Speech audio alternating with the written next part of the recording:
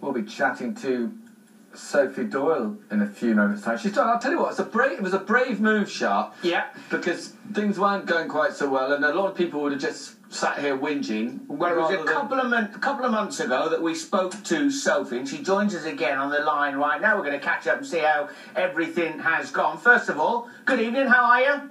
All right, Soph? Hi there, guys. I'm great, thank you. How are you doing? You are great, actually. We're liking the American twang as well. Coming along. Sounding good, sounding good. Oh, slap at my thigh.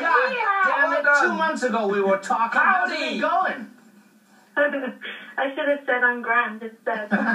Listen, it was 2 months ago, and you just started to ride a little bit, but things have blossomed. They have. Everything's been going very well indeed.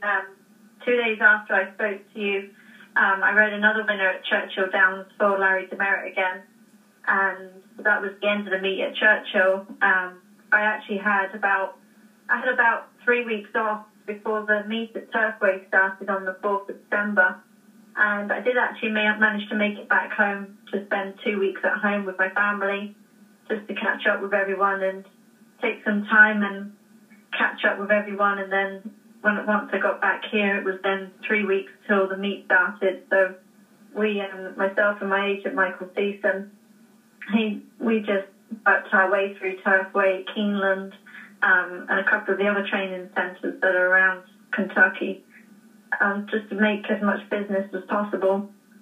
And in the first week that we had the meet here, I had 2 winners, so that got the ball rolling really well. I mean, yeah, got the ball rolling. So first of all, before we talk about all the winners you've been riding, when you came back home, how was that? How was everything when you got back? Obviously, all good with everybody, but were you hungry to go back home or to go back to America and get stuck in? It was right at the time when I came back home. Unfortunately, my grandmother wasn't very well, which was my main reason for coming back home for the 2 weeks that I was there. I literally just took care of her and was there every day with her, trying to help her progress to get the better again. Right. So it was a tough time to come home, and it was a very tough time to be able to leave again.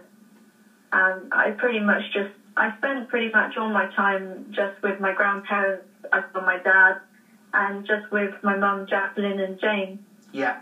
So it did make it tough to be able to come back here, but it also, at the same time, I just wanted to be able to come back here and make them proud of me. And I really wanted to achieve that once I came back. I think it was a big, what's the word for it? I think everything that I'd given up back home, I wanted to just make them proud for me coming back here and make an achievement for being a jockey and making a career for myself again. Listen, you had a good career over here. Things were starting to get a bit slow, so you've gone over there and things have picked up, and I think you are doing incredibly well. You were saying, I find that interesting, you and your agent hustling for business. Are you like down in the shed row in the mornings on track, just seeing how many you can get on? Yes, it's very different out here. Of course, your agents, they're not sitting at home and on the telephone and looking at the computers, seeing where the entries are and the declarations are. Over here, it's very much, you need to be out here every morning, hustling for mounts, going around seeing trainers, just making your own business with people. And then when it comes to the entry time, all the agents go into the racing office, and then they're hustling for mounts that way. And your trainers always give you a call for a race, so they'll let you know in couple of weeks in advance where races are that are coming up for their horses, and they will give you the call in good time. So when it comes to the day of actually declaring for the races, you pretty much know where your spots are, where you're racing, and where you're going to be open for people should any other spare mounts come up at the time. And is your book pretty full? I mean, when you go to the races, and like you say, you had 2 winners in the first week, and that got the ball rolling. What are you looking at going to the races each day? How many spins are you looking at? At the moment,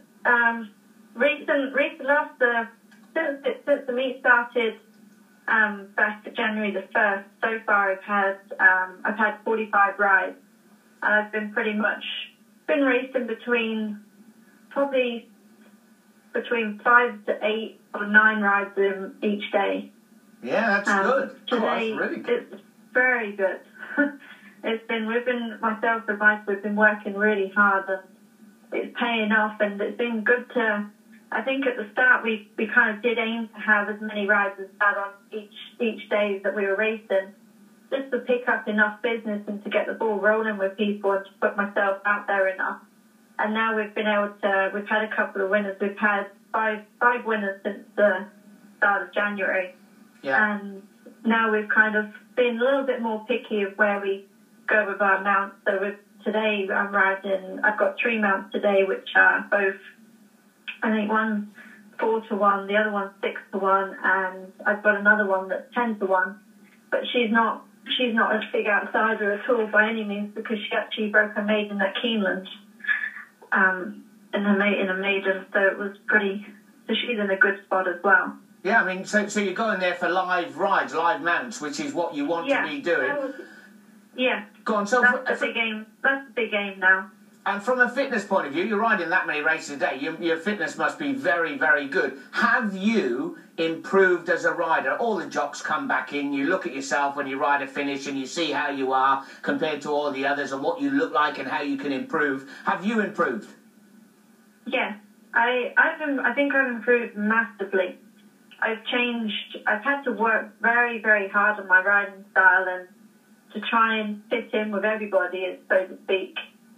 Because everybody in America says, oh, you look like a European rider. Yeah. Oh, you can pick the European rider out every time. Whereas this time now, when people are watching me ride, they're actually having to pick up the card and look where I'm riding or what number am I, because they can't pick me out anymore.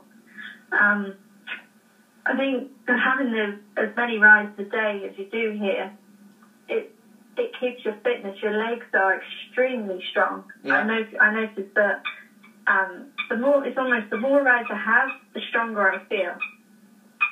Oh, that's right. That's right. If you're racing, say 8 rides each day that you're racing here, you would think by maybe the second or third day your legs would be feeling a little bit tired.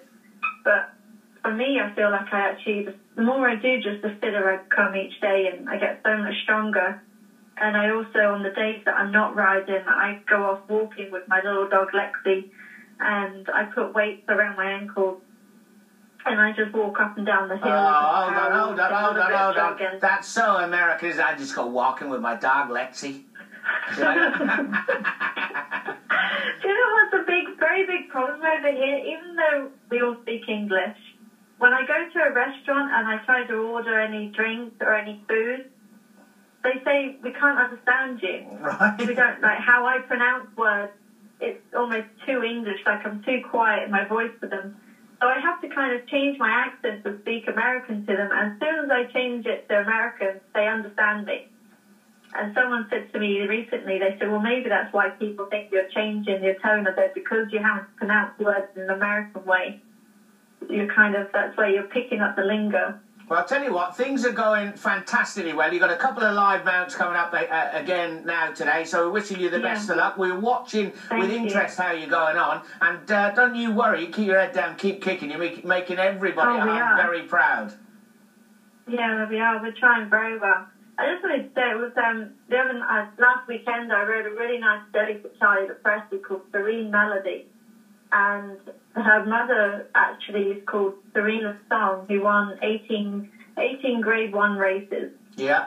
And Charlie's hopefully looking out for keeping me on the mount to be able to ride her in a couple of stake races coming up that will be at Keeneland, which would be a great aim, to be able to race at Keeneland and win a stake race on her would be amazing. Yeah, well, Sophie, your mum's just given me a good opportunity. Sophie, your mum's just tweeted.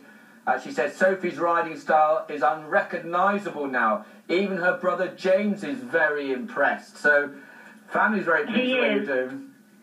He is. He FaceTimed me the other day, and he said, "So it's just unreal watching you ride." He said, "You look great out there."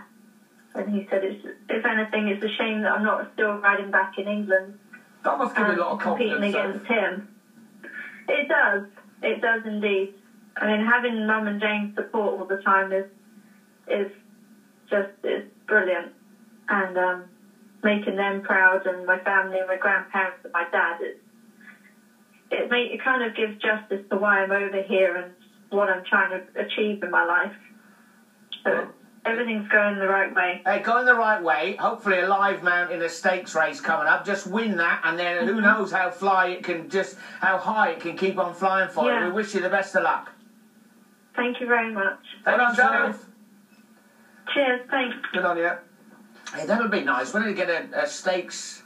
That's it, isn't it? Get an opportunity. The other thing is, look, she's a real nice girl. You can tell how emotional she is as well. You know, having to come home and her grandma wasn't very well, but the whole sort of, you know, she's had to sort of go out there. And I feel that you just sort of get the impression she feels a little bit upset. She's had to sort of prove a point out there, but she'll make a real good living for herself. She's not going to get the opportunities Well, over here. She had to go and find out there. She didn't even know what was going to happen going out there originally. She's gone out there, have saddle, will travel. A lot of people wouldn't have had the go in them, two had the guts to go out there and do what she's done.